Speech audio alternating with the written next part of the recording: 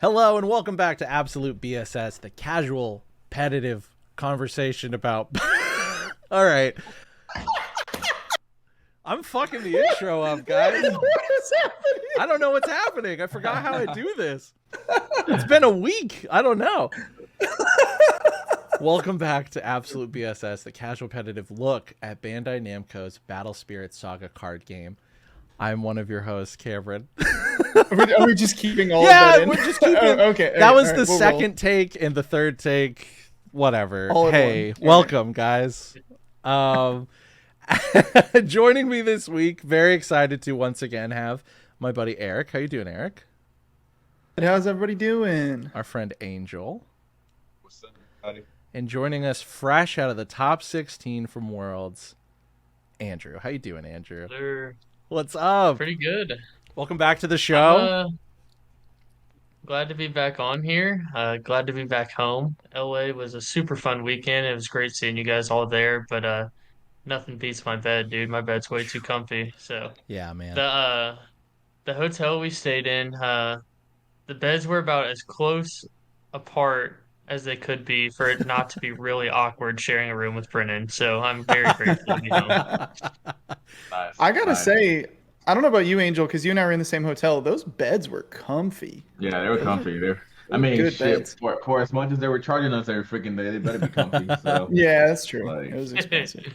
Man. Well, yeah, fresh off of the very first World Championship for Battle Spirit Saga. That's so exciting in and of itself, but also the three of you all here, Andrew, Angel, Eric, we're all participating. A lot of people on our Discord were out there playing, and super big congrats to Andrew for making the top 16. We're going to be going over the deck that you played, the deck that you helped build, and the deck that won the whole thing by Caleb Alpert, and answering some listener questions today and just kind of recapping the very first World Championship. I'm struggling today. So sorry. So It's so funny because right before this, you were like, I feel so well rested. I never said well rested. Okay. I said I woke up at 1:18 p.m. today. So. Eric and I were playtesting some Set 4 last night for the fuck of it, and it was very, very fun. But now I'm like... That Hydra is nasty. Hydra is my new favorite card, hands down. Can't wait to be a blue player. But before we get fully into Set 4, yeah, we're here to recap the closing arc of Season 1 of Battle Spirit Saga. And real quick, actually, let's pull up the poster for Bulldog Gaming's Indianapolis Battle Spirit Saga Midwest Tourney. So this is really, kind of the last, our last big tournament before Set 4. And Andrew is part of the Brick Brothers here putting this thing on. So it's perfect for you to be here to kind of explain the event a little bit. I think all the details are kind of locked in now, right? For sure. The date and the times are both locked in as of right now. We're still planning on having it at the store. Also, we have a couple rules announcements. So we are going to keep the ban list the same. So we're not going to unban Depths or Axbite or anything like that. It'll still be same ban list, but we are allowing Set 4 proxies. So we want this to be kind of a fun event for everybody to come out and be competitive, but we also want this to kind of be like an unofficial event for people to get their feet in the water a little bit for Set 4 and start testing out some new deck ideas. So I think it'll kind of be like a first introduction into the new meta that we're diving into and getting to test some of the new X-rares that look insanely good. Yeah. And I'm very excited for that. So please get some proxies printed off. If you guys need any assistance printing off proxies, just let us know and we can help you with it. But I'm excited to see what everyone cooks up. It's going to be a really, really fun event. Yeah. So that's Saturday, February 10th, beginning at 11 a.m. Eastern Standard Time at Bulldog Community Gaming in Brownsburg, Indiana. For those watching the video right now, the poster is up on the screen. But for those of you listening, yeah, it's going to be really, really fun. It's free entry, but we would appreciate it if you support BCG with a purchase. Participation in performance-based prizing will be available. There'll be exclusive playmats, tokens, and core cards, depending on your placing. Some of those branded with Absolute BSS stuff and Indiana BSS stuff. And we're going to cut to top 4, feature matches throughout the day, streamed and casted live by the BSS boys. And it's going to be a lot of fun. So we're very, very excited, very fortunate to have a very cool space like Bulldog Community Gaming to be playing this tournament. And we hope to see you all there. So again, that's coming up very, very soon. Just 11 days, Saturday, February 10th in Brownsburg, Indiana. It's going to be a good time. I'm looking forward to seeing all of you there. And yeah, so thank you to Andrew, the Brick Brothers, and Bulldog Gaming for putting all that together. That's going to be really, really fun. I think I love the idea to allow set 4 proxies. I think that's a really cool thing because the first championship is done, right? And so if we get some new people out there that want to play, like they can play with the most up-to-date cards and see what this game looks like after a full year. Because it's gone through a lot of changes in these first 3 sets. Like, we were looking at the Grand Open and the Pro Tour before this, obviously, and there wasn't a lot of blue. We saw some Mandela at the top end in some white control decks, but we never really saw full dominating blue until World Championships. There were apparently a lot of Mandala decks being run. So we can touch on that too. But yeah, I just want to give the floor to you guys. Talk about your experience at the World Championships over last weekend. Man, where to begin? There's Los Angeles is a really cool city. Had a lot of fun there. The actual venue and event were great. It was a little weird because all of the games were kind of pushed together into the one space, and so it really, in some ways, felt like I was on the sidelines at a One Piece event. In some ways, but like, it was still super fun, and honestly it was kind of cool to be like commingled in there with all of the other players, like with the Dragon Ball people and the Digimon and One Piece people as well. Unfortunately, that also means that the lines and queues for things were all very, very long. If you ever wanted to, like, they had like a little scavenger hunt, but you had to time when you would go do those things, because it's like, well, I only have like 20 or 30 minutes to wait in this line, so if I'm not going to make it through the line in 30 minutes, I shouldn't even get in at all. But yeah, I mean, it was a super fun event. I'll say this as we get started talking about it. I did not personally place super well, but I had a lot of fun. I ended up on 111th place, but I got to play against a lot of great players, and I think, honestly, the thing I had the most fun with was just like chilling with everybody. It's the same thing I always have the most fun with at these events, which is just like seeing the same people I always see, seeing how they're doing, and just kind of keeping up with them throughout the day. So I do want to say, though, man, just I know you're not super pumped about your placing, but and it's easy for me to look at it this way, but like, you guys were there. That's 111th in the world of people who play this game. Like, that's not nothing. I'm very proud of all of you. I'm proud of everyone in our Discord who made it out there and just even played in the tournament. Like, that is such a big deal, and this is the first year for that in this game. So seriously, very, very proud of all of you. Yeah. Thanks, Dad. My experience, I think, experience is the same. LA is cool, and that's LA, right? It's expensive. You have the dark side and the light side of LA. For me personally, I think it's pretty cool that, like Eric was saying, everything was in the same little building, so you kind of can had a little bit of distractions between times depending how quickly your rounds ended. But with that being said, though, you really couldn't get into too many of other events for other, IPs or whatnot because of the time constraint, right? The rounds would be done, hour rounds. They go by quickly. I know everybody says 60 minutes, but 60 minutes is not sometimes long enough, believe it or not, when you're playing Battle Spirits, depending on, how the decks are playing, and especially mirror matches, can be very, very long. I know I had a few mirror matches that I think 2 of them went right into overtime. It's just a more stress situation, but all in all, I have fun as well, right?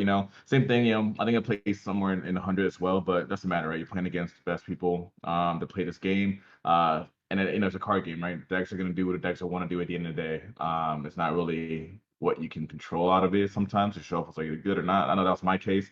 I had a few matches where like it was either all magic We're all spirits. I was playing yellow, obviously, so you need both, right? It's a 50-50 balance split with it. But it was fun. I mean, I had a good time. I distracted myself with some of the Dragon Ball stuff. The only thing I would say about it is I wish that, kind of like what Eric said, it's almost like a felt like you were there on the side bench a little bit for Battle Spirits, because where we were at, this main stage was there, and it was very distracting sometimes. I mean, there was music going on, there was other stuff going on for other events that some of us who were kind of closer to the stage. It was very hard to hear your opponent. It was just a lot of things going on. So I wish it would have been a little bit more spread out or secluded somewhere else for a World Championship tournament. Um, but we took the surveys. I'm sure all of us put a lot of feedback on there. And one thing we've learned last year, even from Gen Con, Bandai listens and they make changes. So hopefully all the suggestions we made or some of the feedback we gave, we'll see a reflection on that on next year's World Championships. So Kind of going off that too. So I had a lot of fun this weekend. I thought LA was super amazing. It's kind of one of those places I've always wanted to go, but never really had a reason to. So this being the thing that drug me out there was a super cool experience. Plus the people I got to like travel with and hang out with this weekend were all super amazing. The food was like ungodly good. I don't know about you guys, but everything I ate there was so good. yeah, So they I have a was good. really Yeah. excited about that.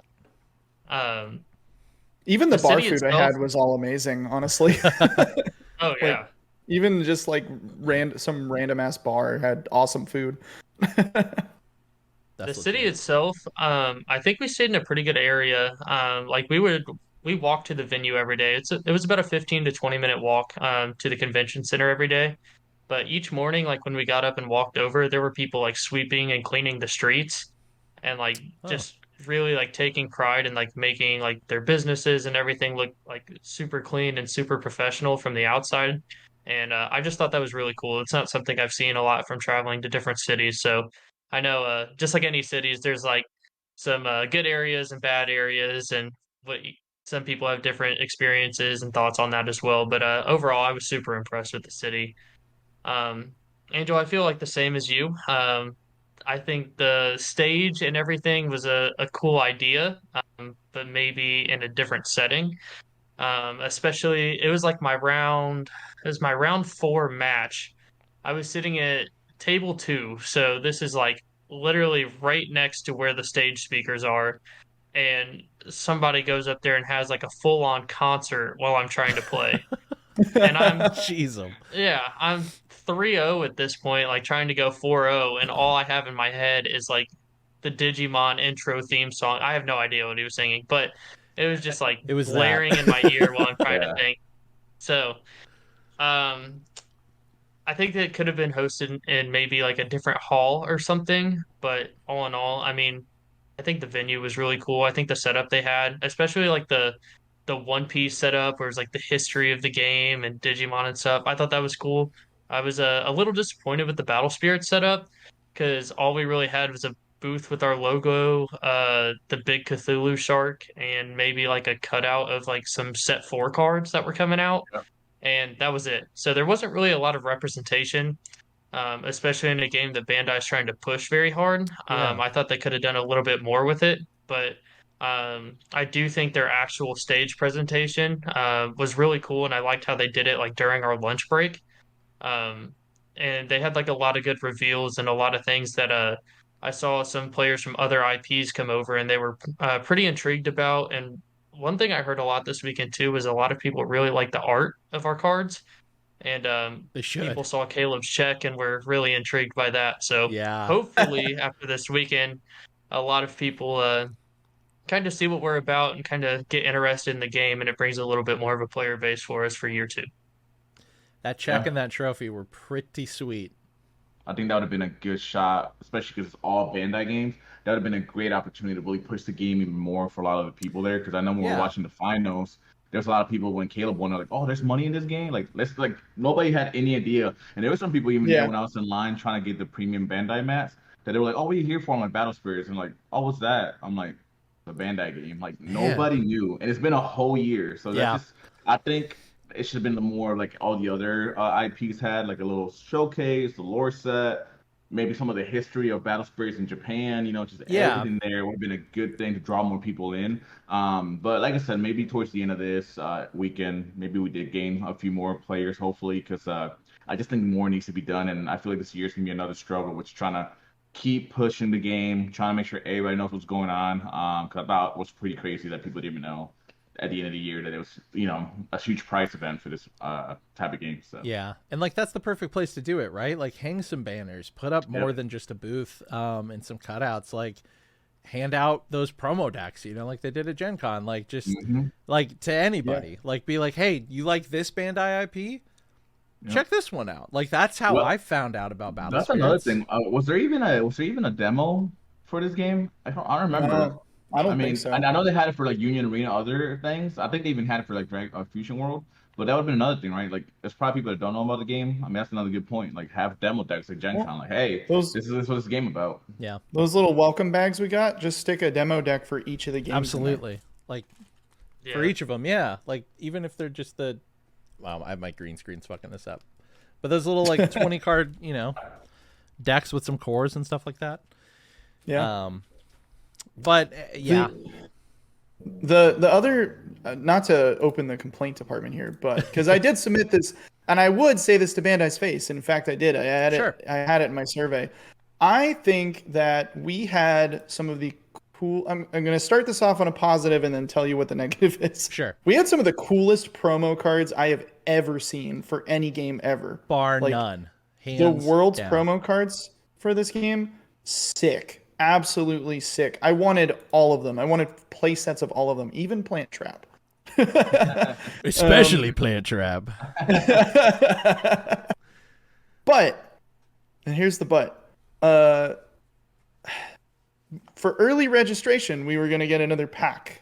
And I was thinking it was going to be a Worlds pack. I think most people thought it was going to be a Worlds pack. Yeah. Ended up being an event pack, which I just feel like we're at the World Championships. We flew out. We qualified for a Pro Tour. We qualified for Worlds from that other Pro Tour that we qualified for. We flew out to LA, presumably.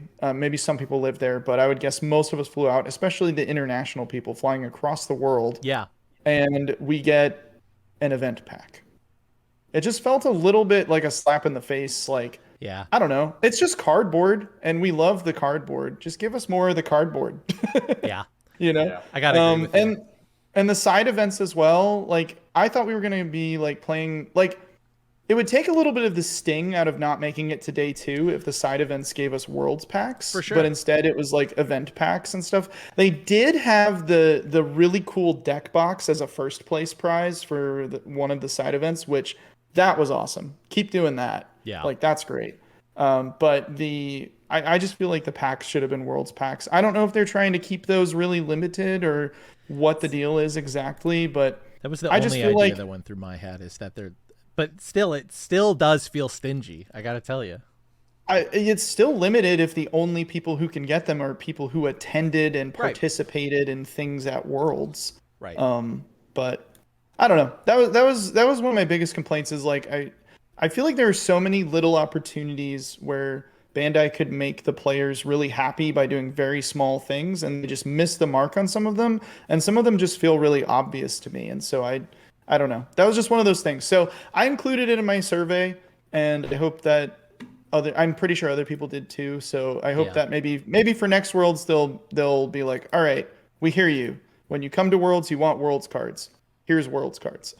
Yeah, make sure So, they're ready for when I go to Worlds next year. Yeah, I put it as well. I mean, I will say this though. I do appreciate the mats, right? I think I heard a lot of good feedback about the mats. Mats were Participation sick. mat. That mat's awesome. Like, that mat's even better, I would say, than the one that I bought for $30. But same thing though, right? Like, any major TCG event I played in competitively, like, the whole point ideally behind that, apart from obviously trying to win and get the main prize, is those special worlds or regionals or promos that you get for only participating in that. So, especially like I said, we have some of the coolest. A lot of those promos are cards that are used almost in every deck. Like, we got Dream Bomb, Star Blast Draw, Strong Draw, like Soft Nexuses, I mean, Genbu. So those are cards that's still going to be relevant in the next meta still. At least for a little bit starting off, that, you want to show those cards out. Hey, you get that out. Oh, I got this at Worlds, and more people might get into that game as well. So it's all about like advertising without like advertising, right? Because those cards, I mean, you can't ask one single player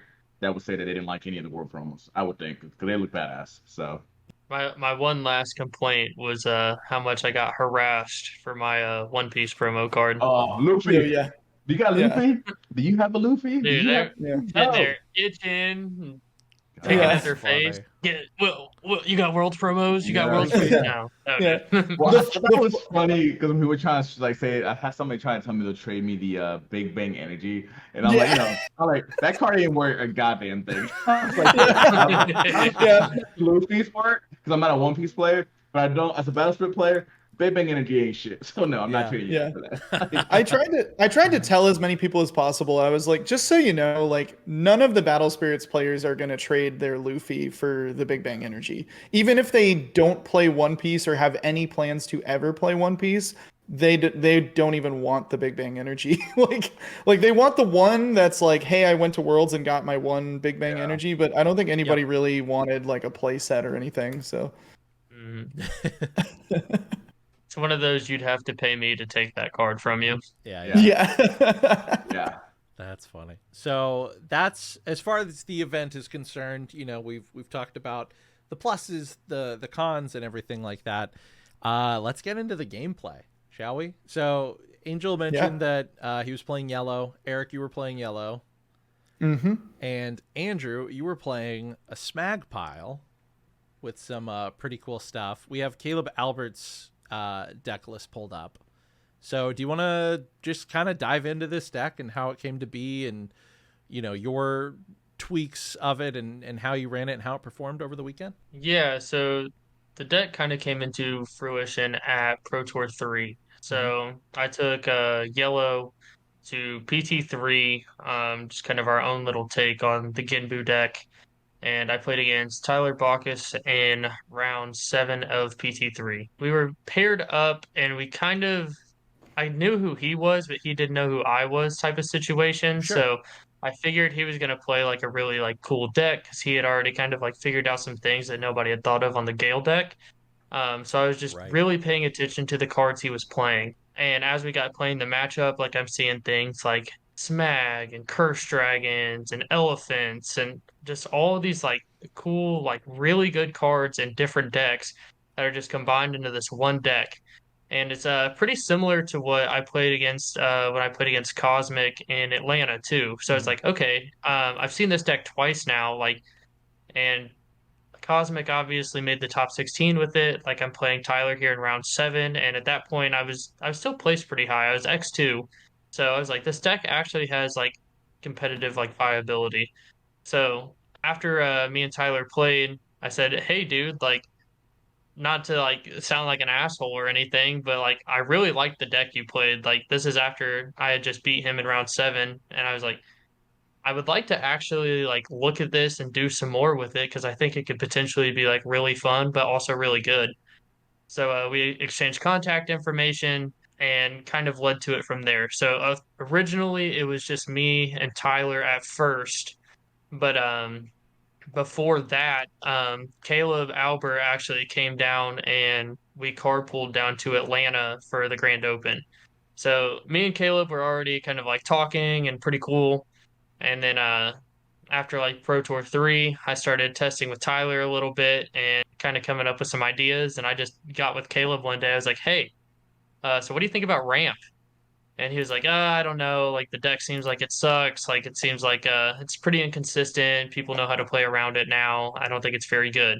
I was like, well, what if we built something that people don't know how to play around? And Rubbing your literally, hands together. it was literally like we just went through BSS DB and originally just looked at, okay, what card costs this much and which is the coolest one that costs this much. And it's just plug and play at that point. Because you can literally just play any top end you want in the deck. You have so much ramp potential, and you kind of sacrifice a little bit of defense in the early game for that ramp potential. So it was kind of a susceptible to aggro, which led to some things that we put into the deck as well. Um, but we also made a meta call that maybe we were going to either a dodge aggro or we thought there was going to be a lot of red, so it would take out aggro as well. Mm-hmm. So um, we each kind of brought our own piece to the puzzle, in a sense. So Tyler had the core of the deck, pretty much already figured out from where he played it at PT3. Kind of took the core ramp engine from the Australian deck. Tyler added his own pieces to it, and then I came along and said, "Hey, what about Scotty? Like Scotty seems pretty cool." So we started testing with Scotty. We tested with Enterprise. We tested with Maduke, anything you could think of. Nova, we tested all of it. Uh, Caleb finally came around and was like, "Yeah, like I'll try out this deck. I'll test it to see if it's pretty good." Caleb came up with like strong draw and adjusting ratios for Nexus removals. He suggested we go up to 8. He was really high on Andromeda, so just playing all these like good cards and us each bringing a piece to it and coming up with this final product was really cool. And ultimately, we were really close to a deck that TD was playing, with where we had the Nova main board, Mm, and we also tried things with like Maduke in the sideboard until maybe 4 days probably before, yeah, probably 4 days before the event. wow. And we were like, okay, we just cut it.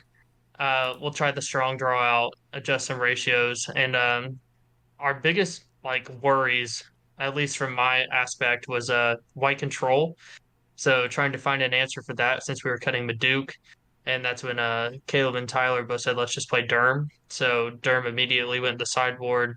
It's really nice into the white control matchup, especially post board. And then Caleb was more worried about the mirror match. And this is at my house. He came down on Friday night, and this is we're both awake, and it's like 6 a.m. on Saturday morning.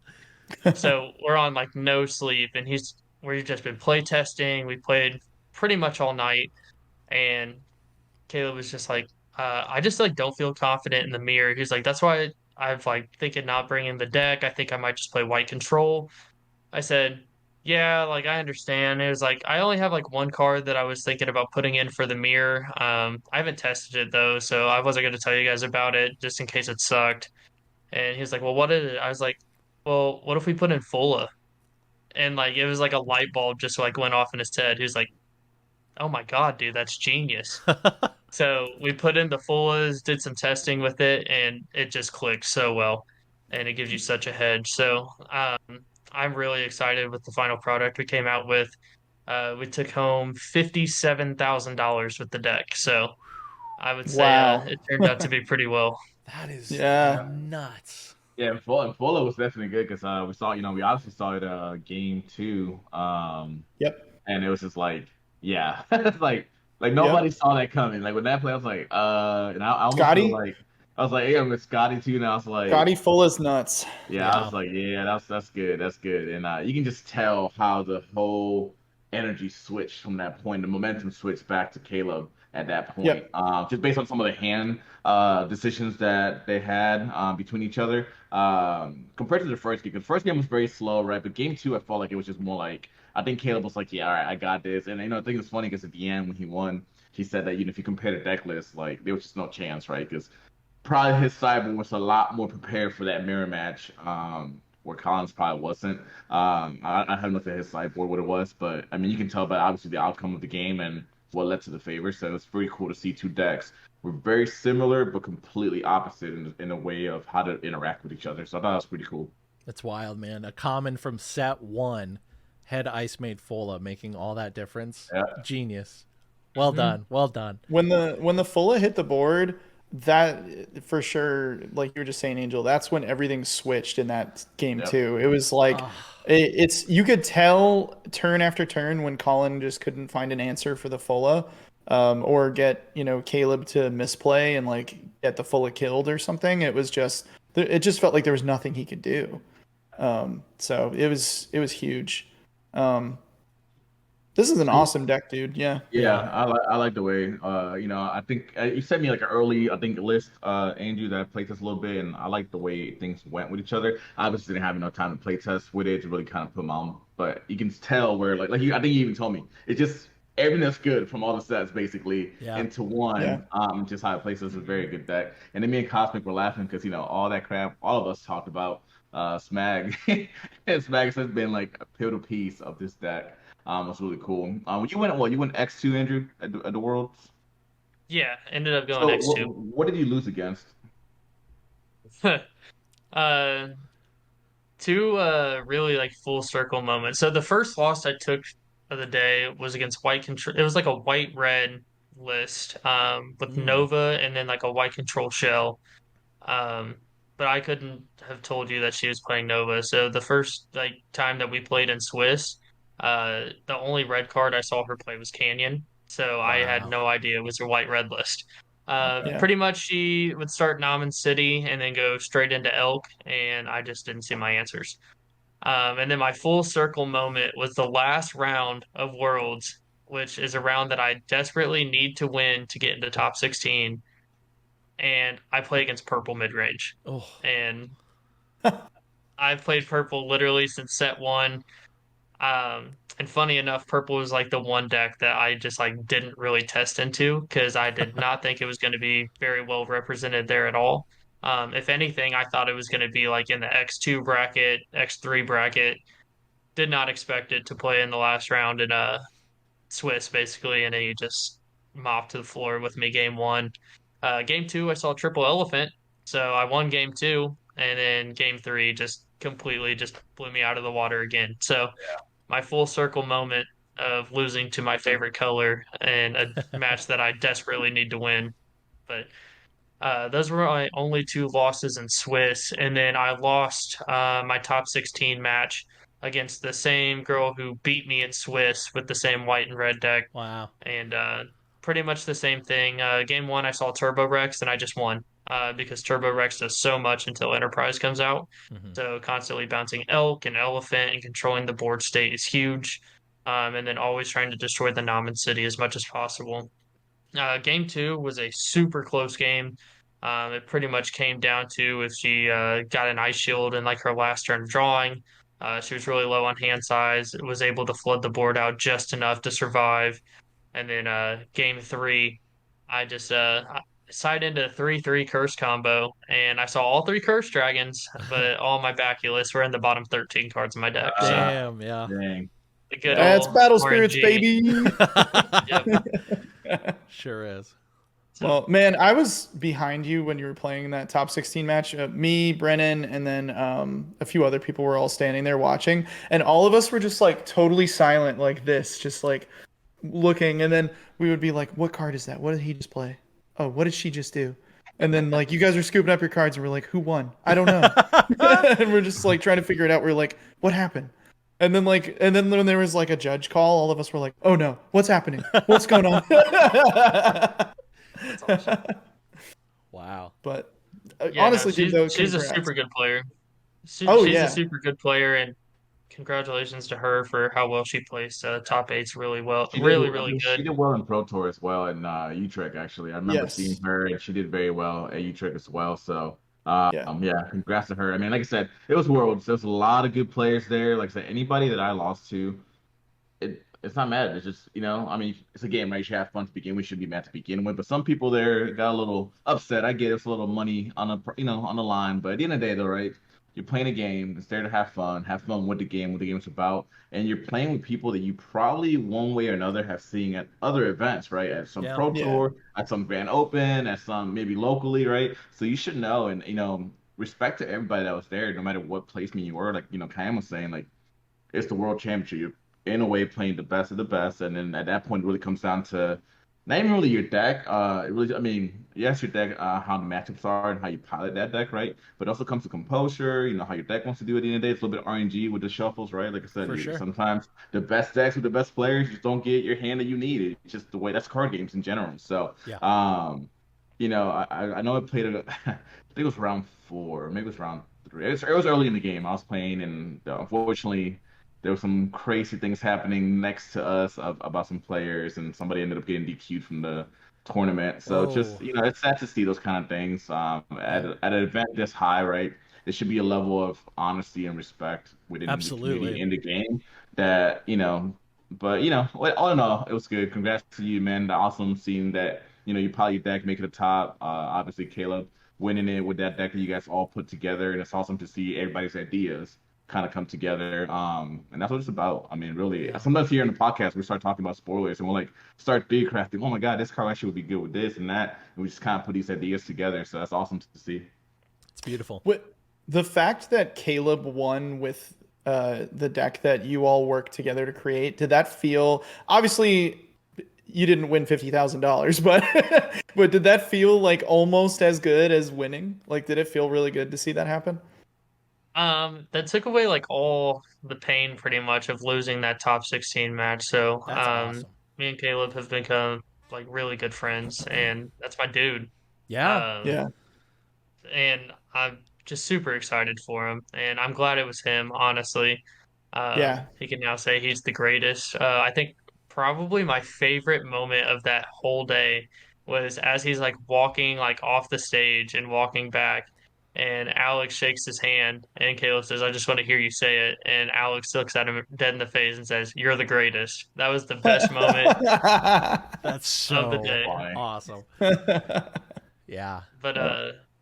no, super happy for him. I guess kind of my mindset about it too was like, why am I gonna sit here and be like sad or upset with myself when I made day two and I made $4,500? Like Yep. Yeah, I dude. have Absolutely, my guy. Yep. I You're have six. nothing to be mad about. You were in the top 16 of players of this game in the world, my friend. So Yes. Yep. definitely that's huge. Yeah, that's Um, very, very big. and I also learned a very important lesson that day.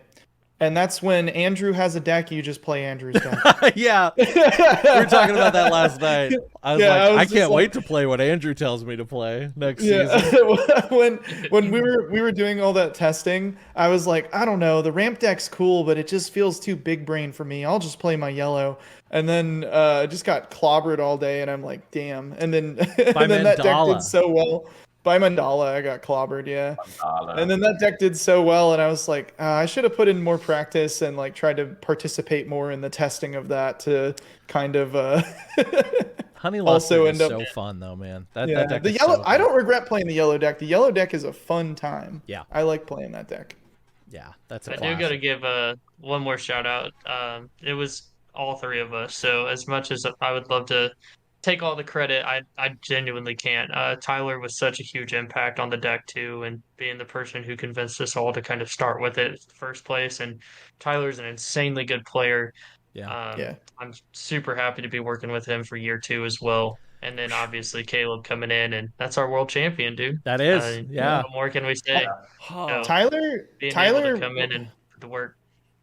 One thing about Tyler I noticed because we play tested a bit with him leading up to this is he makes super good call outs and really helps me learn from my mistakes. mhm. Like we were in like a Discord call and I kept making misplays and he at one point I think he was like, sorry if you don't want me to call this out, and I was like, no dude, Yeah, like this is please. exactly what I need. Like, yeah, tell me when I fuck up because like that's what I'm trying to like get out of my system right Yeah. now.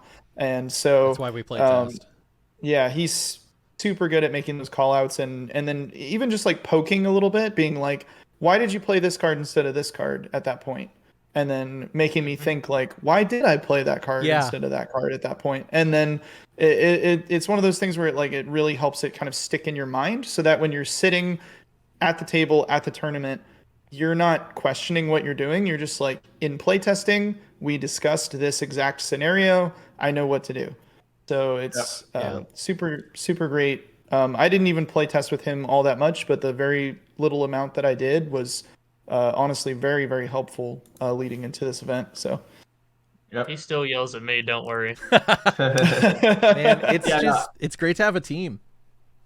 It's really what it comes Yeah. down to is just friends to that's what card games are all about, right? Just playing a game that you all enjoy with other people who mutually enjoy it and just trying to get the most fun out of it, especially in those competitive events. Like it is invaluable to have a team behind you to do that, to really have you walk through your moves and be like, think about it. Why did you do that? Or why didn't you do this? And it does make for better plays and better players. And it's just priceless.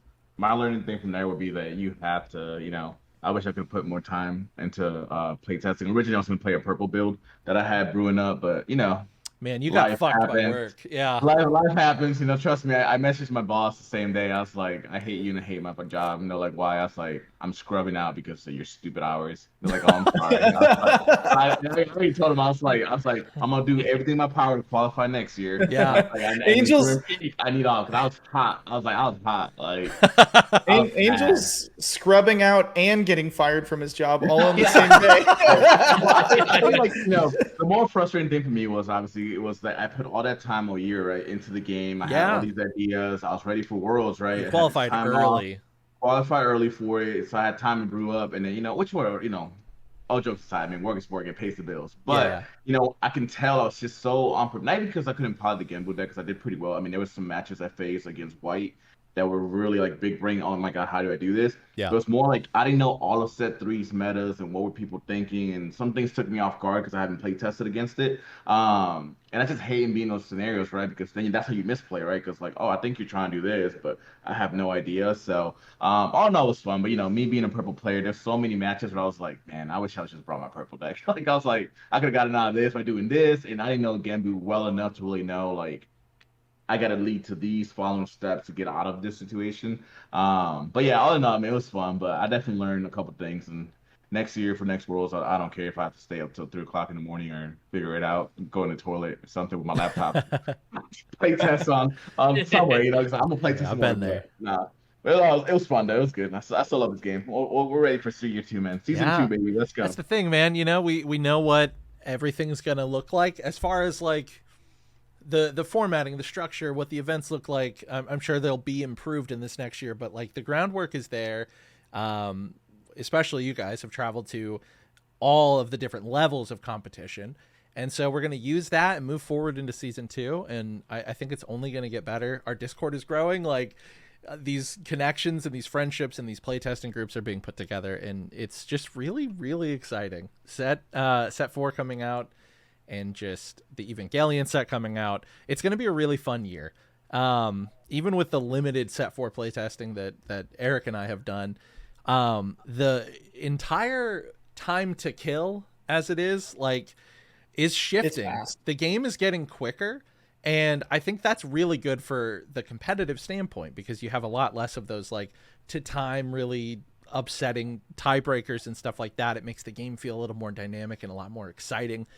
These new X rares are really pulling all of set 4 together, and it's putting the game on its head, and that's very, very exciting. Yeah, it definitely felt really fast. All the double symbol stuff really speeds things up. They matter. Yeah. Yeah. Yeah, especially Hydra. Let's get into some listener questions. But first, we'll start with ones that are about the deck. So while we're still talking about Andrew and Caleb and Tyler's deck here, I think this isn't actually one that was submitted, but it was one we were kind of talking about leading into this. But yeah, if you were to play this deck in the new set 4 meta, like what are some changes you think you'd make based on the new cards that are coming out, whether that be adding things or removing things? Like, what are you thinking? I think personally, just some cards that I'm really high on that I would like to test. Is definitely Ira. I think that card is going to be so, so good. Yeah. can Yeah. confirm that card is It fun to play. does pretty much everything that you want the deck to do, anyways. And it's basically one card that does what two of your cards do.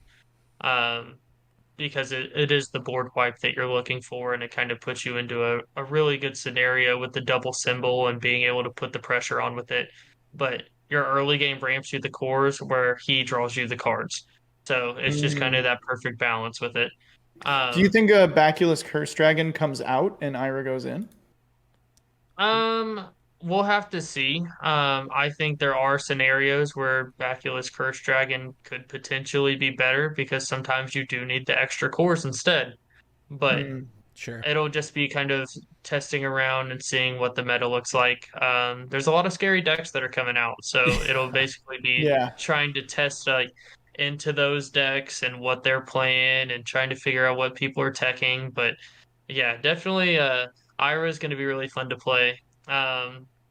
In other regards to the deck, maybe like trying out some of the new magics and stuff, like the green 6-drop magic that refreshes a spirit, just like The deck has unlimited potential, right? So you can kind of play whatever you want to play.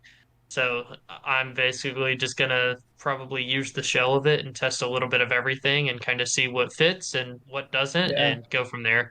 But definitely, the next meta is looking pretty fun right now. I'm still extremely scared of white though, so Yeah.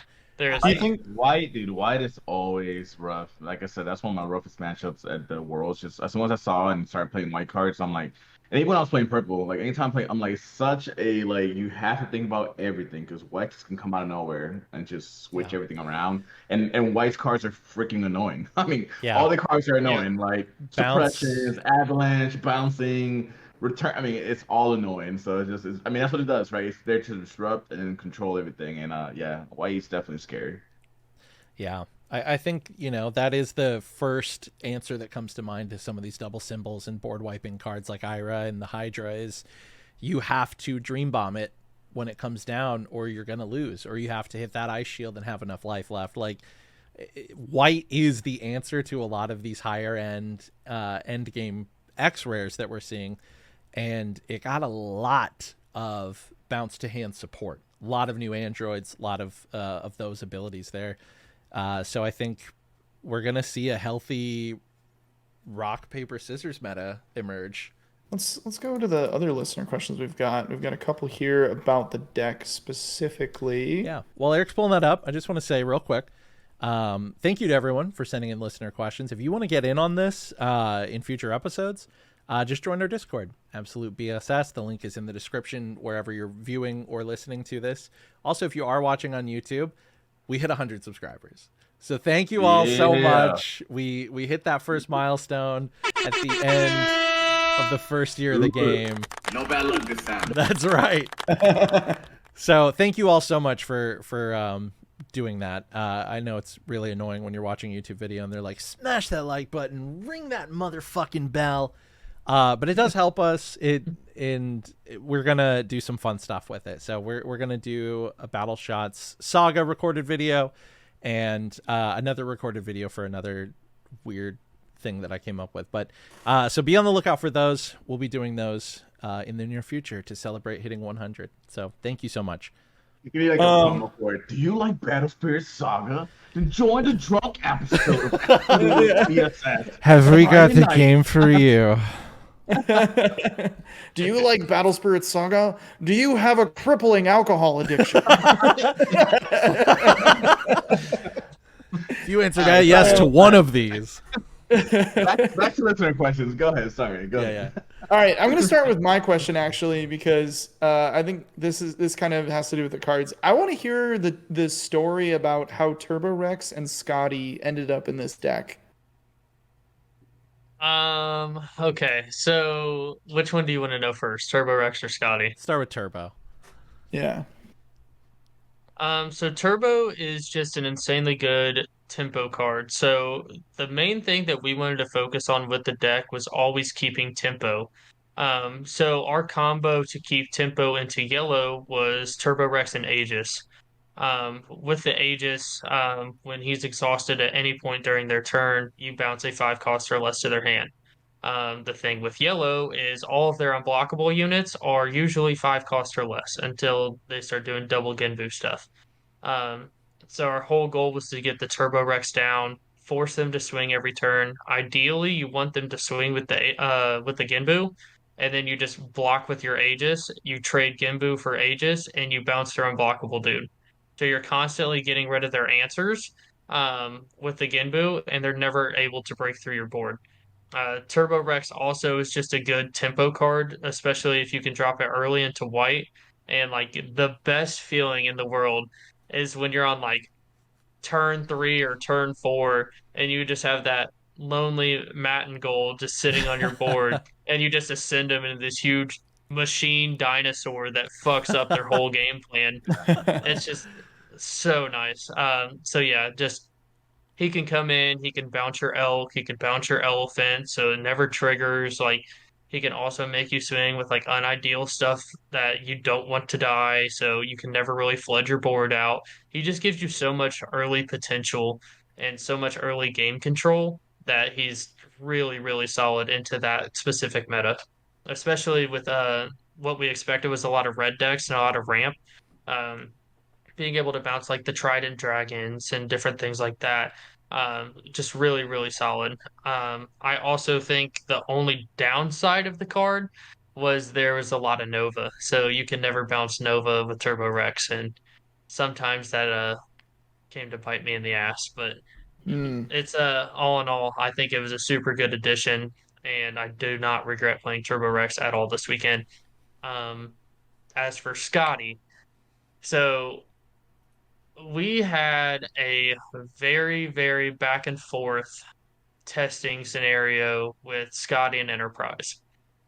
They both theoretically do the same thing that the other one does, um, but they also do some things a little bit different. Enterprise is a little bit better into aggressive decks, mainly because he can block twice, 12K, and he gives you armor for basically your whole board, for red, white, and purple, regardless. Super useful. I think the card is super good in this meta right now, especially. Yeah. Um, but we went with Scotty for a couple different reasons. So when you start looking at your combos to stop the curse combo, which is kind of where we got to the Fulla, we went with Scotty because Scotty also protects Fulla from Floodstream. And that is another reason why I was super high on her as well, because she protects from, or she gives a little bit more coverage than what Enterprise does. Um, Also, she sets off the main things that you would want to shut off with Enterprise. So, with your 5 cores, she can bounce Nova, or she can stop the Nova effect. She can also stop like a lot of the Dream Bomb shenanigans that your opponent's trying to do. Um, Plus, at her level 3, threatening to bounce their whole board back to hand is super relevant, which is what I found out while playing at Worlds 2. Is once she hits the board, people just kind of stop swinging into you. Just because once their whole board gets bounced, it's just a huge tempo swing.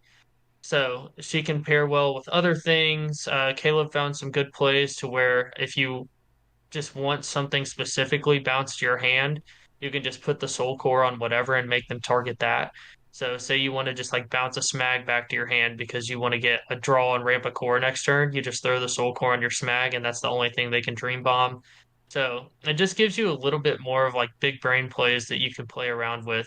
And being a 12K chunk blocker is just huge. And also, it gets a little weird when you try to synergize it with other cards.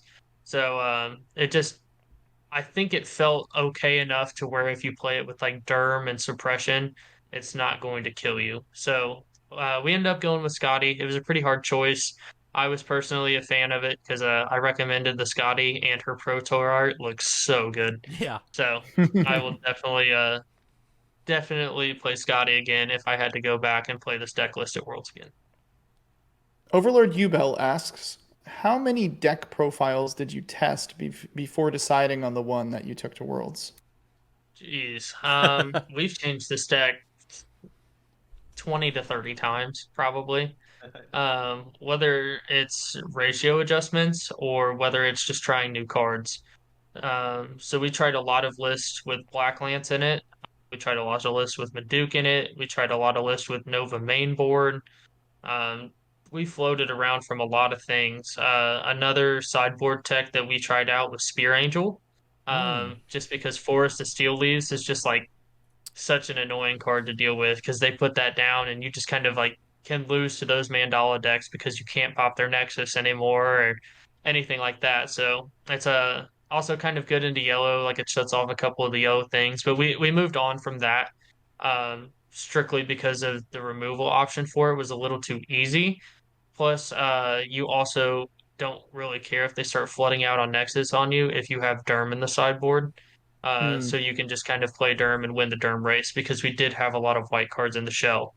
Also, for those of you listening who did not know, you can treat Smag as a white card when you are selecting with your Derm effect. So Smag gets even more value when Ah, you start looking at it into that shell. my gosh. Um, but with it as well, I would say a safe number to put it at would be 30 different deck profiles that we tested with, Jeez, oh, and Oh well, that's within a month. yeah, yeah. There was a lot of I changes, a lot of Discord talks, so I we finally came to remember this, like I said, 4 days before the event.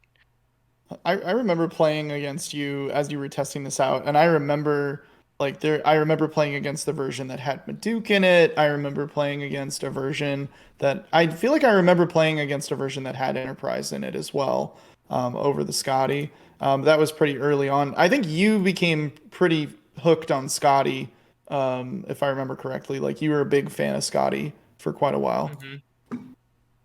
Definitely. It kind of took some convincing to the other dudes as well, because Tyler and Caleb were both really testing Enterprise and really wanted to work with it to see if it was better. And I was just kind of the main pusher of like, dude, just play Scotty. Like, I'm telling you, it's going to be a good choice. And realistically, I think it was another reason that made it so good this weekend is nobody really tested into it. Hmm. I knew there were some other groups that had potentially tested it in their like white builds. Just trying to make it work instead of Enterprise in a pure like white control deck. But not a lot of people had tested it seriously, as in playing against it. So every time I played it and put it on board this weekend, it was pretty much like Maduke Part 2. Like everybody's grabbing your card and reading it and like trying to figure out how to play around it. So Yeah. it was I think sometimes that's honestly kind of a big hedge that you get too, yeah. is when you play cards that are still good but may not see as much play, because then your opponent gets put into this weird situation of trying to play around it as well. Yep. Really throws people off, catches them off guard. Yeah, because you can't play around it in the same way that you do around Enterprise, because Enterprise just totally gives everything armor. Whereas to your point, you could strategically place your Soul Core onto something so that if they need to Dream Bomb something, then you get to choose what that thing is. And that's So it's massive. yeah, that's a huge boost. And then on top of that, the fact that she has armor white on her own is that was my biggest anytime you and I played against each other, that was my biggest problem is I was like my only way around this as a yellow player was I need to flagell him into triple exhaust nexus to like clear this. Oh yeah. Otherwise, or I would just try to double Genbu and get in that way. Yeah. But it's both of those options are not great options when I'm just trying to deal with one card. Yeah. I'm trying to deal with one card and I have to like play like Resources, yeah. two, three, four cards to even just Yep. play around it. So Scotty definitely deserves a lot more respect, I think, than she's been getting. So For sure. we have another question here from Tiny the Giant, who I believe is Jacob, who was also in the top 16.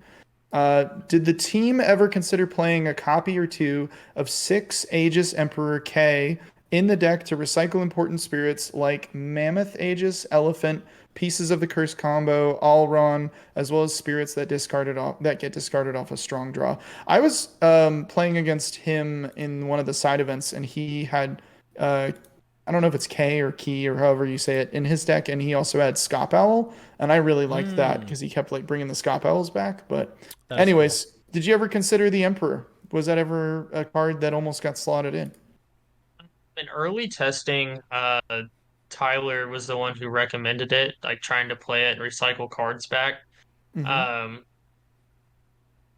we tested it a little bit and it tested like okay. But that was the only utility for it, and we also thought it was kind of expensive. So it was just a cycle back mainly like curse combo, but the big issue we found with it was that you could only cycle back one piece of the curse combo at a time. So when you try to play it to cycle back your other stuff, it doesn't feel bad like maybe getting like an elephant or anything back, but it was more or less like if I get spirits back that either ramp me a core or draw me a card, what am I looking for? Yeah. Like that was kind of the big thing that I was that we came to the conclusion for. And if she got back multiple units of the same color, that would have been a totally different story. She would have been in no question. But only being able to get like one piece of your curse combo back at a time for something that's as expensive as she is, um, it just kind of filtered out as we started testing more builds. So I'm not saying that she's a bad card. I'm not saying you shouldn't play her because she does fit in really well in a lot of builds, especially his Mandala list that he was playing at Worlds. It was a really cool 60 card deck, but Yeah. in our deck, unfortunately, she just didn't really fit that piece that we were needing. Yeah. I played a rainbow deck for a little bit there, leading up to Atlanta, if you remember that. And she Yeah. was a key card in that deck. And she's just fun. Like, Yeah. dropping her and getting like 4 or 5 cards back to your hand off of her just feels good. So she's definitely one of those cards that I talk about this a lot, but there are a few cards in the game where like the further the game gets, the better those cards become, and she's one of those because it's just like the more spirits we get, the better she gets because there's more options for her to target things in the trash. Yeah. I'd like So to see yep, an ability similar to hers show up in future cards, for sure. yeah, she's cool. Rainbow support is big. Yeah, and we're getting those Evangelion cards with like rainbow reductions on Production, them yeah. as well. Mhm. That's gonna Yeah, be very cool. that's Gonna change some I'm things, that's for sure. Yeah, I'm excited about that. It's cool. It's exciting. I was trying to. Never mind. I was gonna make a Creed joke about. Never mind. I was gonna start singing that song by Creed, and then I was like, it's not gonna land. We do too much Creed. Yeah. Too Too much Creed content, Yeah. if there is such a thing. Boy. Josh has a question. Josh says, "What's your philosophy when deciding what cuts to make from your list? Do you tend to lean more into cut X because we need Y for a meta call, or is it more I feel X card is better given the way I play?" That's This a could be a great fun question. card for Andrew about this deck or deck building philosophy, but then I think all of us can probably answer this as well with our own personal thoughts. Yeah. So, Andrew, if you want to start us off. Yeah, so I guess the main, thought process when we were making cuts is what helps us hedge into our bad matchup. So anytime we would make cuts, it was only just to try to even out our matchup. So if we're 80-20 into a deck, we might cut it down to where we adjust a ratio or cut a card to maybe, well, now we're 70-30 into that deck. But it helps that bad matchup that we're like probably 40-60 into, maybe get closer to that 50-50 mark. So the big thing we wanted, especially with this deck, was to not have any matchups to where we felt like we were unfavored.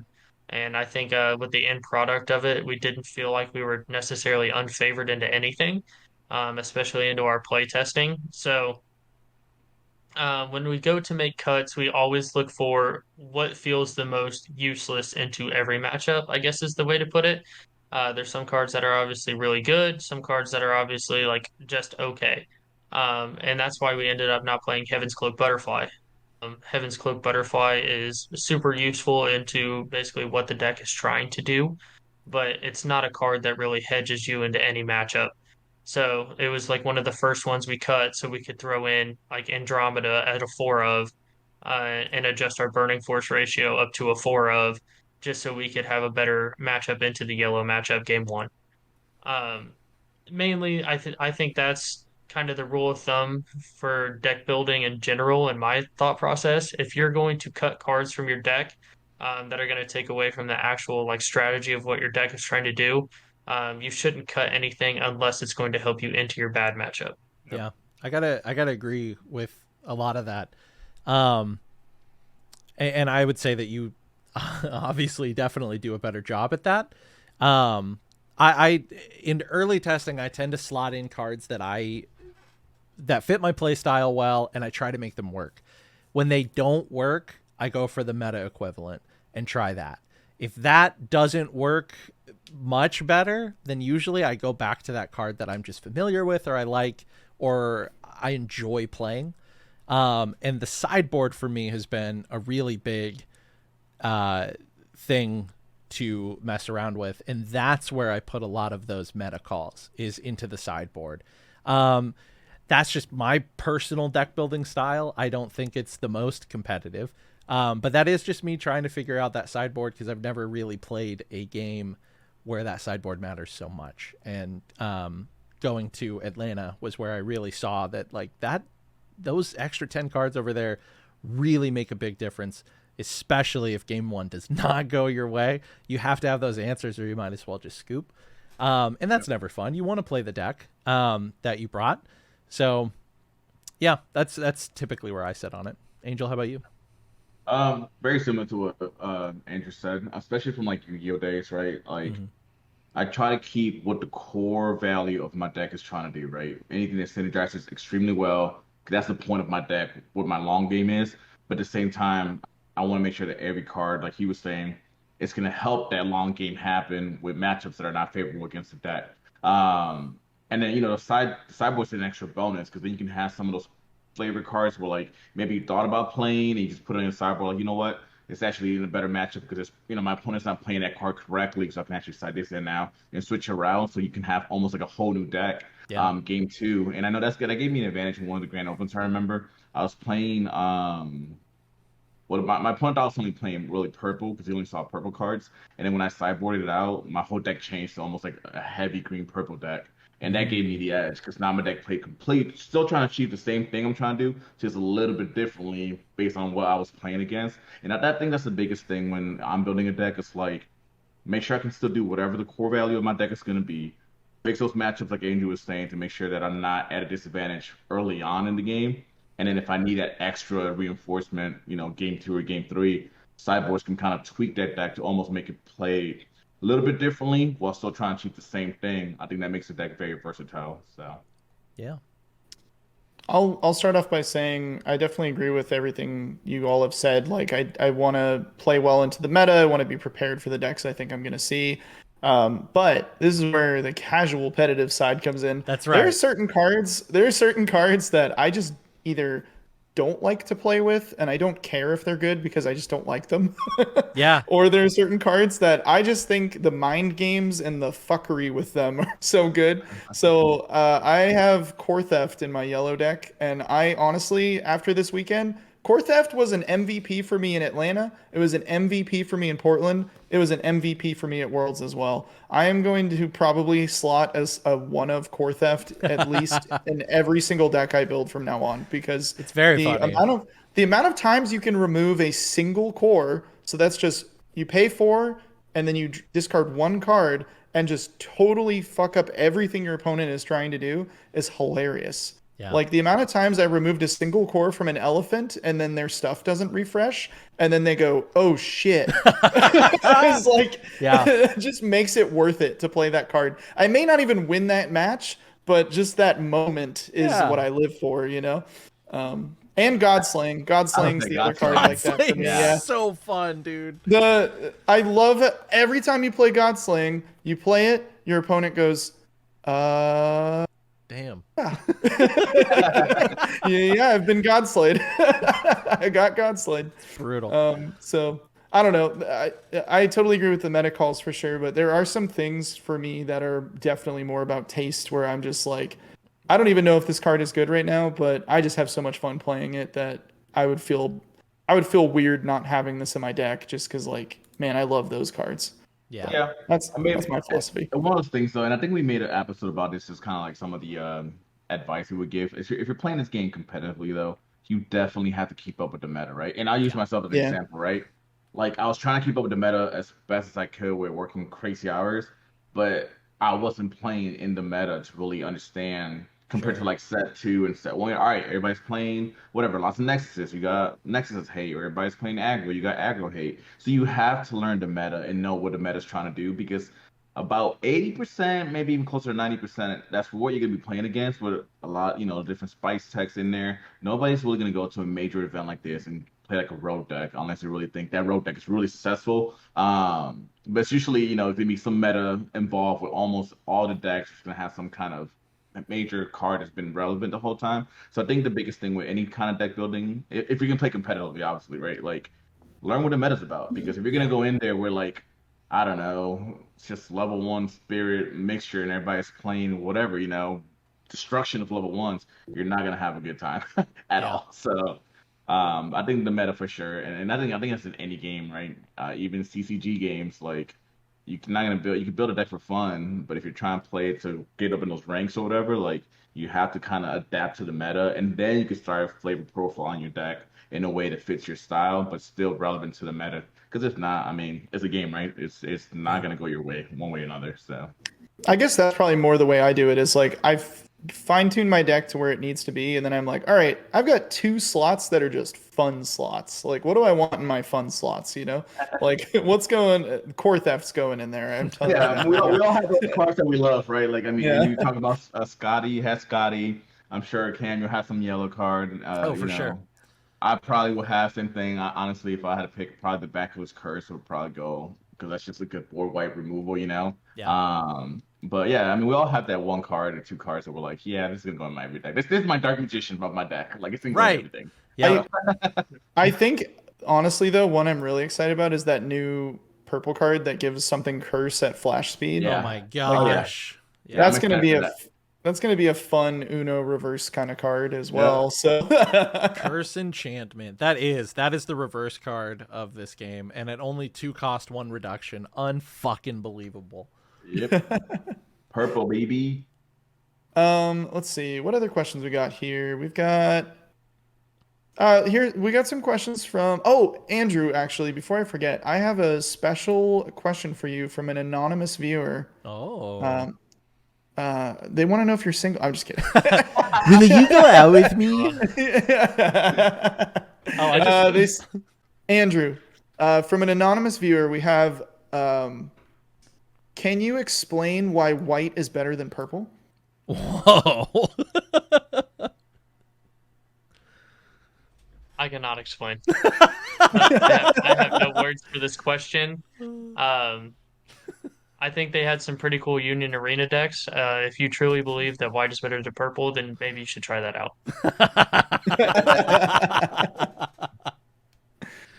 Let's see what else we've got. We've got from Rolling Royce in the Discord. Who was the most handsomest Australian at Worlds? I can't answer this question because Shorty wasn't there. That's fair. Dang. Yeah. All Shorty I'm was saying- definitely the most handsome Australian that wasn't at Worlds. Yeah. Shorty was the most handsomest Australia that went to Waffle House with Eric and I. Yeah.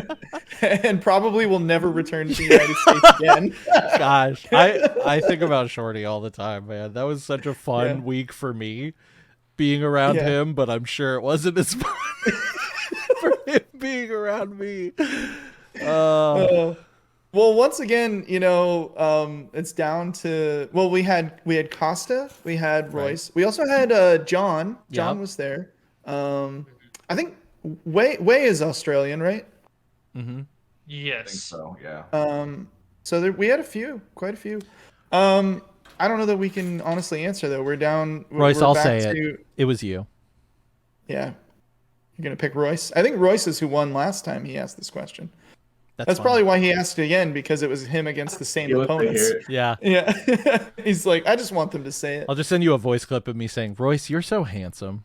And you can play it whenever you want. I'm gonna make that a soundboard bite. All right. Royce also asked, what was your favorite line to stand in at Bandai Fest?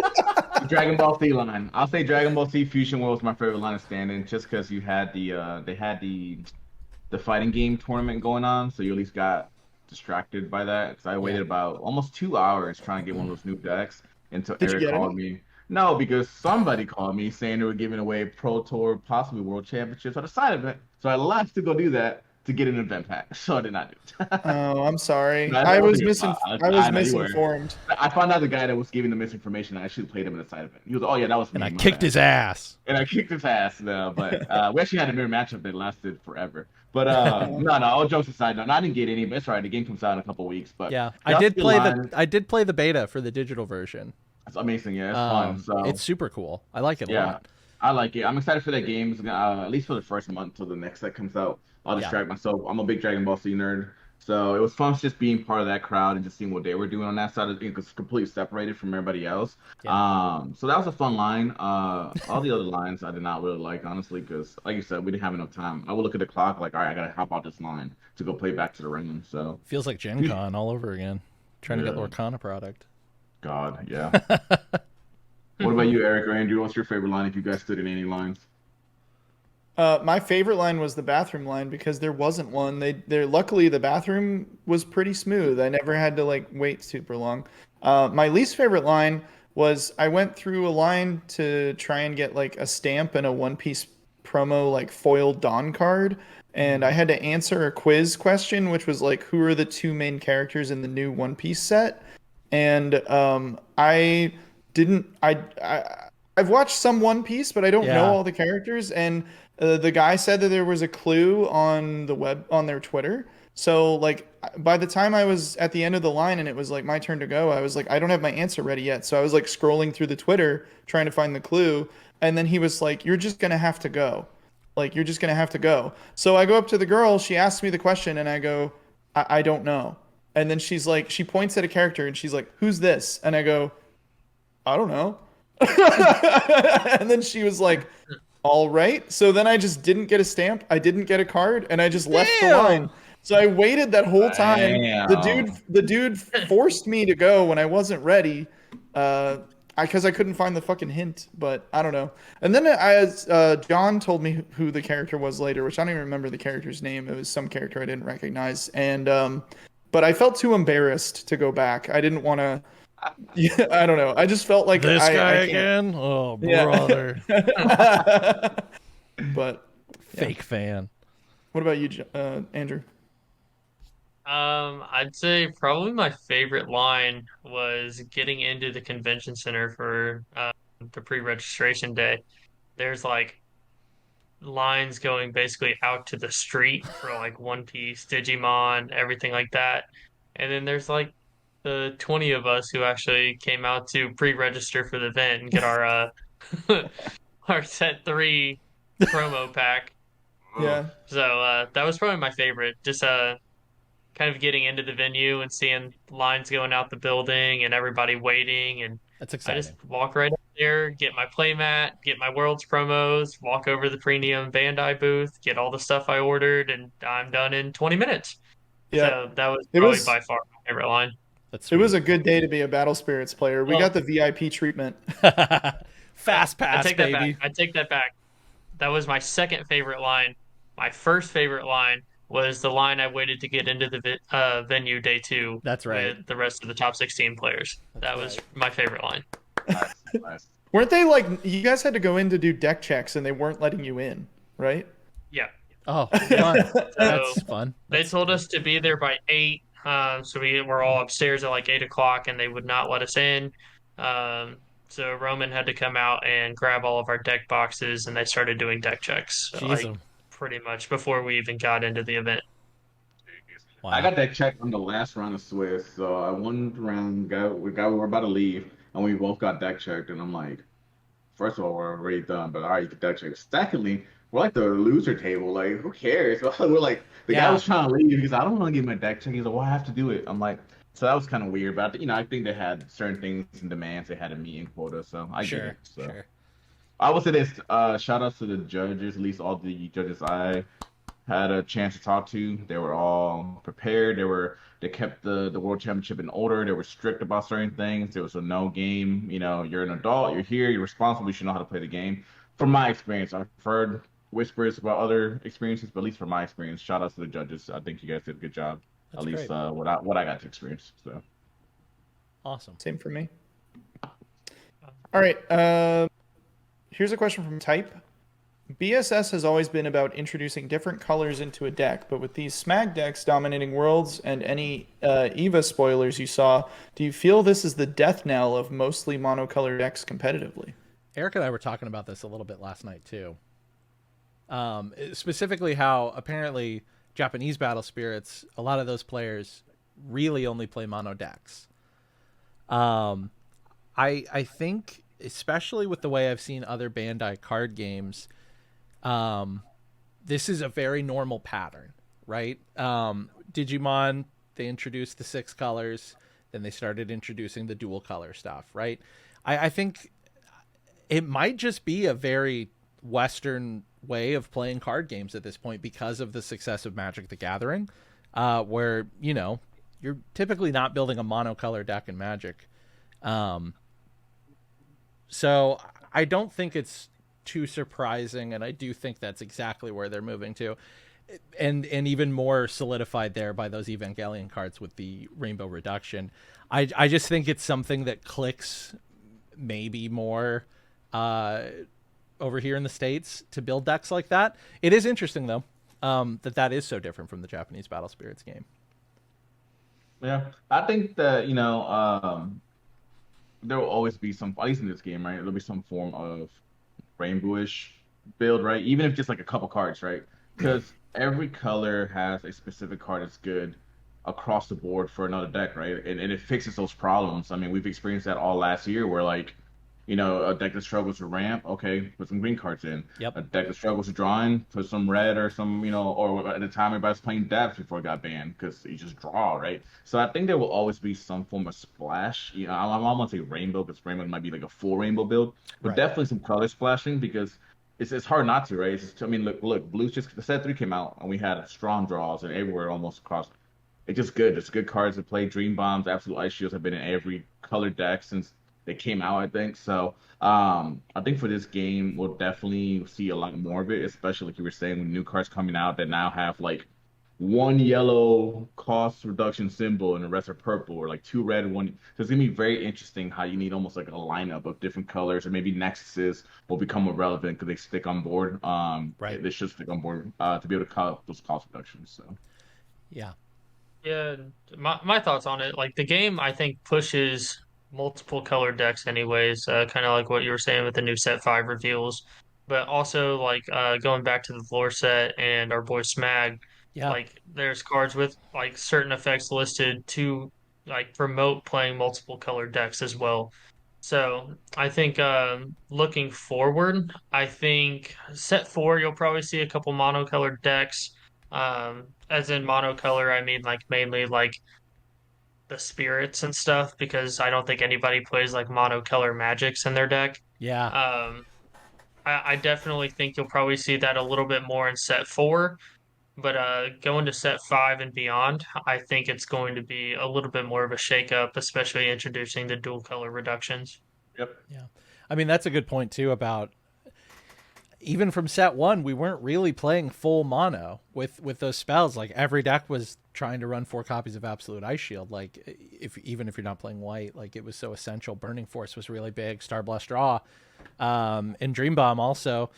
And then even with set 3 coming out, like blue wasn't so dominant, but we saw Floodstream sliding into sideboard spots, and Strong Draw was another new draw engine in continuation with Star Blast Draw and everything. So yeah, I just think the game always has been that concept of like packets that we've talked about.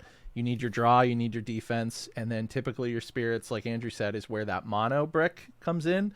But even that is, going to start to change, especially with set 5. Yeah. One thing I have seen them do is introduce some more like tribal type cards. Yeah. And I think that those do actually push you in a monocolor direction typically. The biggest one right now, of course, being Fabled Beast. Yep. And And that's typically how I see... build decks, is Yeah. especially in this game, So, is very tribal with splash. I think that if that style, if there's a couple really good decks there, I think that we'll always have monocolor builds because of that. But I do think the rainbow decks are definitely here to stay, and I think that from here on out, we're definitely going to see rainbow as almost like a 7th color in a way. That's a good way to put it. That's a really good way to put it.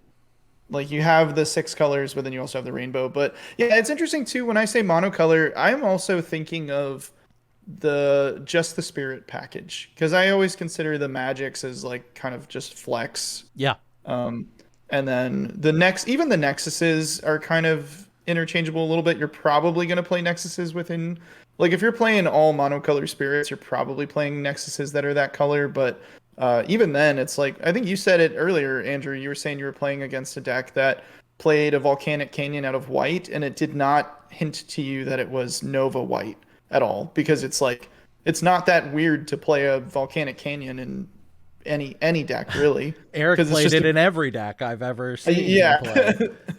Yeah, He that was sold me my on favorite. Nexuses with that card. Like I was That like, was my oh, favorite Nexus for the longest time until I found Phantasmal Paradise. yeah.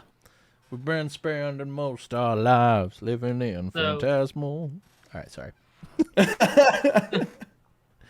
now, my question for you guys, so kind of going back into that statement, like with how most of like a certain archetype is color locked, like Fabled Beast is yellow, Ancient Dragon's red.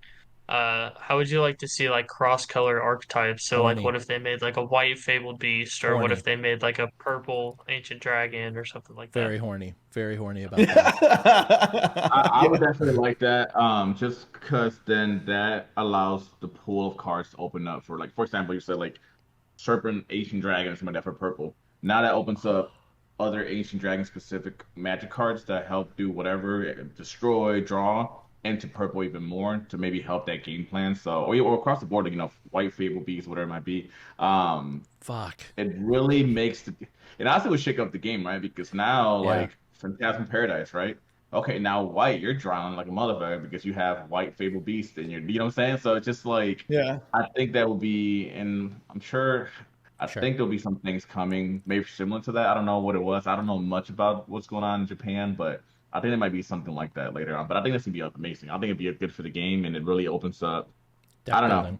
It just, yeah. The whole thing about this game is the deck building aspect of it, which I like, where nobody, it's not a bad idea. You can try to do whatever you want with whatever color specifically you like playing. And that's the one thing I really liked about that book they gave us at the World Championship, where it kind of had the colors broken down, kind of like what they like to do. Like green does this, That's purple cool. does I'd this. really like So I to think see that. it's pretty cool. It kind of helps you identify like what kind of play style you do. But having that ability, like to Andrew's point, I mean that'd be crazy. That'd be pretty fun.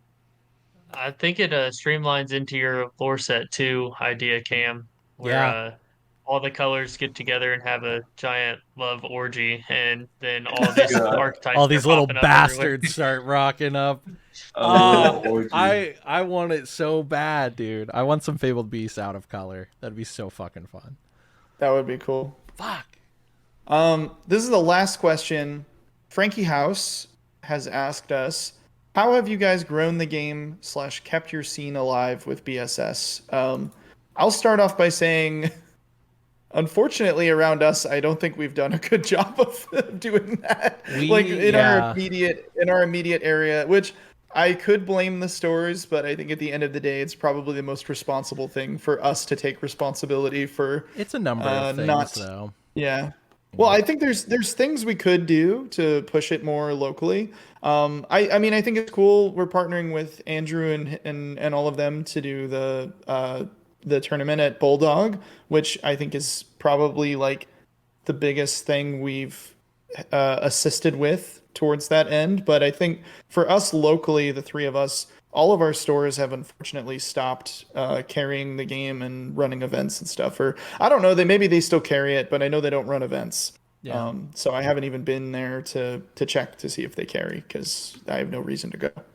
I definitely think about that a lot. But I think where I've landed on it specifically in our area, there are a lot of factors, right? Life gets busy. It's not, I mean, it's our responsibility, but it's not our job. And it's also not fully in our control. Like the game itself, distribution or lack thereof, locations for stores and stuff like that. A lot of that is out of our control. So what we do is this podcast. And I know it's not like the most far-reaching podcast ever, but like we are building a community online, and that in itself is reaching a lot of people in different areas that might have a community that might be able to use us as a, hey, if you get into this game, there's also a podcast you can listen to that like talks about this and stuff like that. So like I think that's good. It's obviously not the best case scenario. And another thing is like I have worked really hard to foster a Keyforge community, and that takes up a lot of my time as far as where our area is concerned, and that's also You've got a really good Keyforge group going though. We do, man. We survived through the pandemic and through the game almost dying, and I'm very very grateful for that. And so that did take a lot of my time and still does. The new set just came out, and we're starting to get really back into a regular flow. See some returning players from way back in the game. I was even talking to Eric. He might show out tomorrow for some Keyforge. So Yeah. that leads into Andrew and Bulldog Community Gaming and the Brick Brothers here is like we do have a capacity to help them a little bit, but they're doing a fantastic job on their own, which is great. So Andrew, if you want to talk about that a little bit and answer this question. Yeah, so I've been extremely blessed with our locals community, just kind of starting from the ground up. So Scott is the owner of Bulldog, and if you just talk about like wholesome human beings, he's the first one that comes up. He's super caring about his community, no matter what game you're playing. He'll always try to help you out, always try to give you like little tips and tricks to getting into the game, and we'll try to promote it to you, but it'll also like point you to the people that'll help you actually improve at the game and learn the game and just kind of make you feel a part of a community. So even if it's like the first time that you're coming into a shop, he's going to do what he can to make you feel comfortable and make you feel like you're wanted in the store.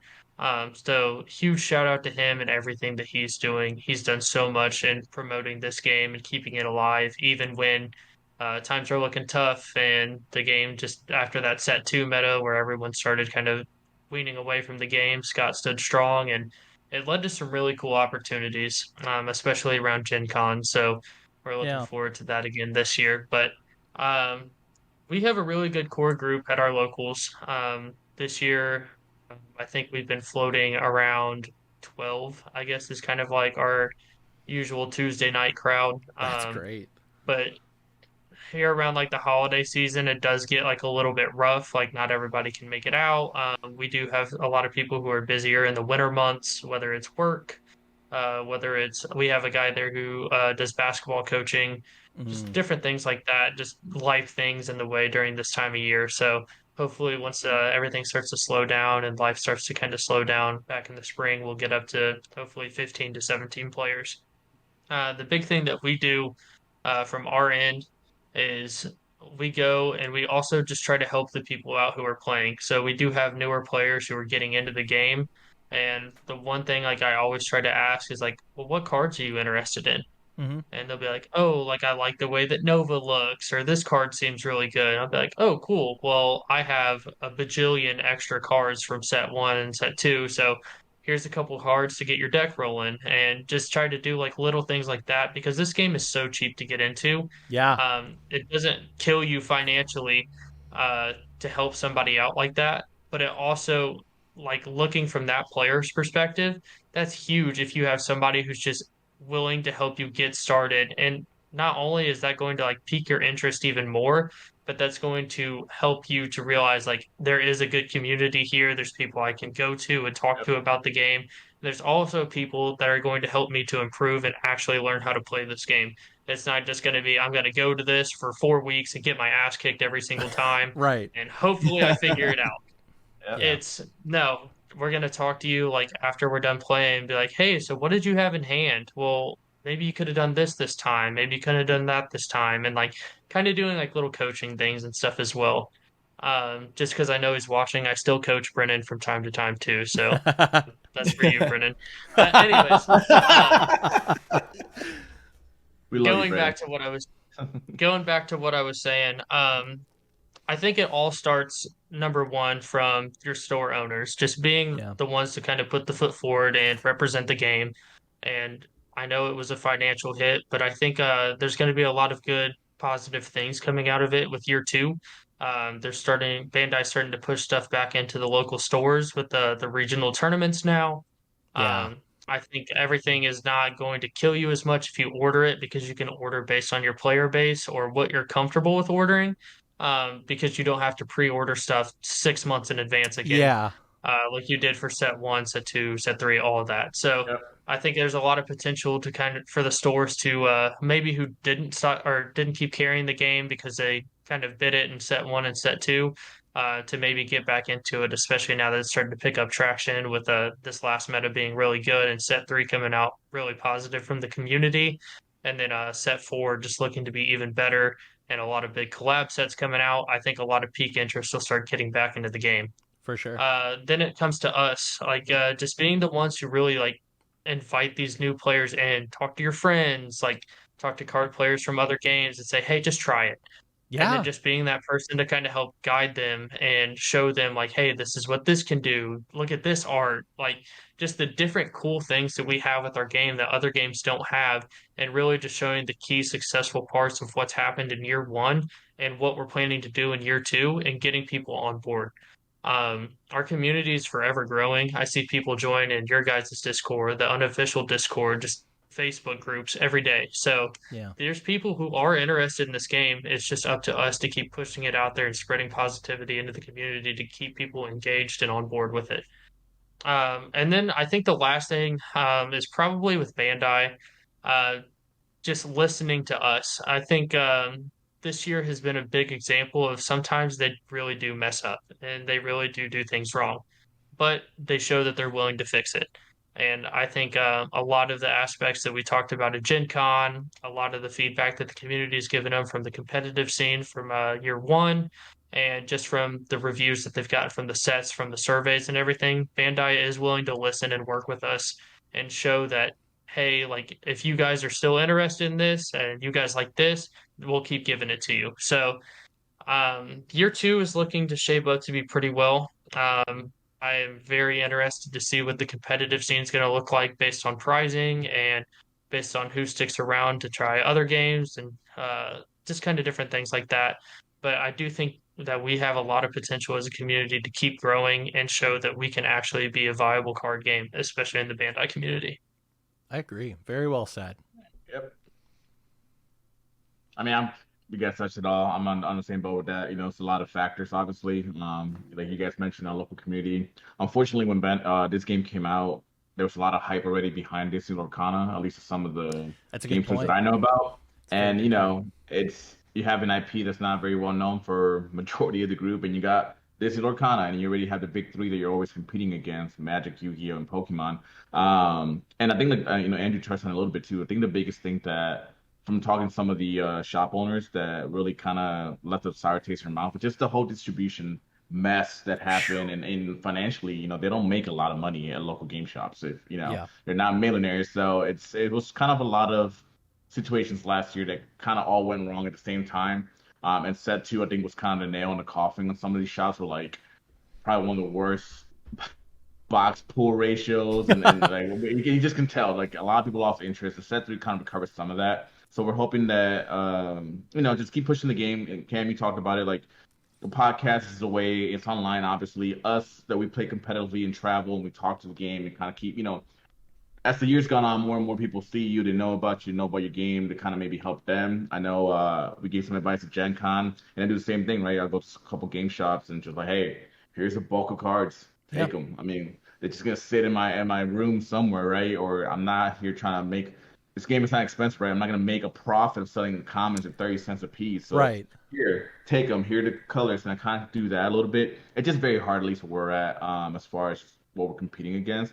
But to Andrew's point, Bandai, right? Like they're listening. So as long as we do our efforts and we're honest about things and not, and we're being honest to help the game progress as players, I think it'll be a very good year. I'm very impressed with how quickly the recovers just from set two Gen Con set two to like set three, and now I Yeah. think it was a very good recovery on their point. And as far as communication goes and other things, and it's only gonna get better, right? I mean, it was year one. This is what happens. Brand new Exactly. business, right? We got to learn from it, learn your coworkers, learn what you're doing, learn what works, what doesn't work, and go from there. So, but definitely also anybody that's listening, right? If you guys have a huge or at least I say huge. I mean, if you have 10, 9 players, just keep pushing that, keep talking about the game, push people forward, help them out. I think that's the biggest thing that makes this game, I think, fun for me. And I talked about it multiple times on the podcast. It's just like these guys, right? It's the community, it's the Yeah. people I get to meet. I play. I mean, there's other games I could definitely be playing, right? Put my money in that has more value as far as like my return on investment when it comes to the dollar amount. But the community is I'm gonna say the community's ass. People are jerks. Yeah. There's certain games I try to get into, and I played like 1, 2 games. Like, oh, yeah, you're being a douche. I'm not gonna play this game anymore. Yeah. Because nobody wants to be around it. But here, like everybody's super friendly. Even at Worlds, I mean, you talk to anybody at Worlds. Some people might see it from the outside, and all these guys are like very competitive players. But we're down to earth. We're super humble. We just talk amongst each other. We joke around. I mean, Yeah. me and Andrew met, Gen Con, Brennan. I mean, we just boom, boom, boom. I went to the shop, man. It was amazing. They treated me like family there. My first day that I went there. So Yeah. definitely, this game has a lot of potential, and it's the community is what makes the game the best. Go ahead, Eric. I'll put it this way. I played Magic for like in-person Magic probably for, I don't know, 8 years. You know how many friends I made playing Magic? Exactly. Maybe one. And I feel like with this game, it's like on day one we became friends with Angel. Yeah, and here Like, we are a on day year one. later. Yeah. I mean, that's a good point. I mean, I play Yu-Gi-Oh! Competitively for almost 14 years, and I have one friend from that Yu-Gi-Oh! Event. Yeah. That's Yeah. it. Yeah. So So it's the community is definitely really special with this game. And I do want to actually, after you mentioned that, Cam, about the podcast and like the Discord and just online, I do want to retract that a little bit. I guess that is what we do for our, like, my local community is this, like what we're doing Yeah. right now. So And that's not that's nothing, kind of, man. that's actually love what kind of we're cool. doing. Yeah. Yeah. So definitely join the Discord and join our little local online community so that we can play some games together and chat and have fun, and you can ask questions and we can talk about it on the show. Yeah. Be a fun time. Like even just last night, I was stoked after our little play testing. I popped a deck up and just immediately a couple of people jump in and they're like, why not try this? Or why are you not running this? And I'm like, oh, that's a really good idea. So like just even, I'm not preparing for anything competitively, but like I have a wealth of knowledge and resources and people and friends who are going to jump on and be like, try this. And that's fun for me. And one more thing just about this, and then we can start to wrap this up. Especially talking about the big three, like Magic has been a game for 30 years. Like you're not going to see that level of success, especially in a trading card game, in even the first couple of years, unless all of these magical things click together. And so, like, I don't know if Battle Spirits will ever be top 3. I think right now One Piece has a good chance of doing it. But at the very least, my point is we're in on the ground floor. It's already a really nice community. We're a year in. We can look back like Angel, like we were all saying, the good and the bad from Bandai. But if all of us work together and offer constructive criticism to ourselves, to the company, to each other, that's how a game grows and thrives. And I've seen it before done with Keyforge. That game should not be around right now, but it is. And it's fully a community effort and the people in charge who believe in it as well. And I think Bandai does believe in this as their own IP and as their baby. And they really do care about that survey feedback, and they are good on their words. And I'm just saying set 4 is going to be the most fun set to open because of all the alt arts and the 2 SPRs per box. Like it's just going to be a blast again, way better than set 2 and even improved upon by set 3. Like it's just getting better. And that's us. That's the community. That's, everybody who makes content or ingests content or plays the game or tells people about the game. So just keep it up. This is an exciting day. This episode, like this is the first episode after the first World Championship. This is very exciting. So I just want to thank everybody for being involved in it. So I think that wraps it up, right? Is that all of our questions, Eric? That's it. Cool. Well, yeah, we're gonna shut things down now. Very excited once again to have Andrew on the show. Thanks for coming out, man. And again, seriously, congrats on top 16. That deck is a fucking killer. It's so awesome, and I cannot wait to see what happens in the next competitive season. For sure. We got some exciting things cooking up for year 2, so waiting on a little bit more information, but might have some big stuff coming. Cool. And Wow. once again, I don't even know what I don't know what that is either. Yeah. And once again, if you want to and you should. If you are thinking like, man, how can I get out and help this game and help it build? We've got a really easy answer for you. Just come out to Bulldog Community Gaming on Saturday, February 10th, in Brownsburg, Indiana, if you're able to. If you're not, support it by watching the stream. We're going to do our best to cast that event and make it fun for everybody who can't make it, but definitely going to be a lot of fun had if you come on out. You can use set 4 proxies. The ban list is still the same as far as the cards from set 1 and the promos.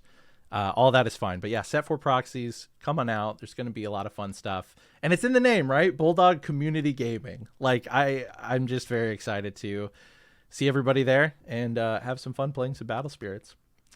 And if you want to get in touch with us, you can email us, absolutebsspod@gmail.com. Leave some comments in the YouTube video, like it, throw us a subscription if you haven't already. And just share it with your other Battle Spirits friends. I saw someone posted about, put a link to a couple episodes ago on the subreddit, which is something that we probably should have done by now, but we didn't. So thank you to whoever did that. That's really exciting. Thank you for doing it for us. Yeah, that's really great that we didn't have to do that. Someone was like, hey, I like this podcast. Let me put this in the subreddit. So I appreciate that.